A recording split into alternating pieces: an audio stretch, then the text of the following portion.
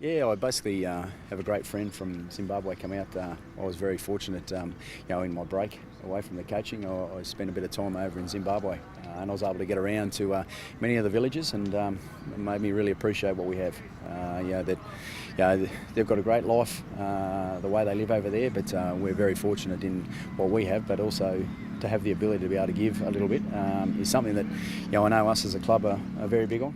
Caritas asked me to travel across to Zimbabwe and basically go around from village to village, and we drove for quite some time, and you'd go into villages and they had nothing. There was no water, no food. They were just basically living in a lot of hope. Believe it or not, I suppose as a young kid I actually used to try and fill these as a young bloke, and I always wondered where the charity money went, and all of a sudden it came an opportunity to go over and actually see where it went, and I couldn't believe how far just the dollar can take so many people over there.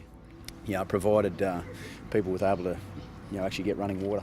They've got to walk for 4 or 5k just to get a bucket of water, and they take that back to the family, and that's pretty well all they've got. I think anyone that listens to the fact that someone like Super come in and talk about his environment, they've got no houses, they live under trees. I walked into a village and basically all of them there were pretty well waiting to find that next little drink or possibly pass. So when you're hearing those sorts of different things, you've got to make sure you look around and appreciate what you've got.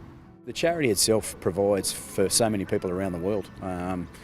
It's even here in Australia, for the Indigenous, for the local people. It's not just overseas as well. It's basically for everyone. If they can possibly find a dollar, or it might just be a little bit of loose change that they can provide throughout Lent, that we can raise as much money. And I know last year I think the numbers were up around 11 million.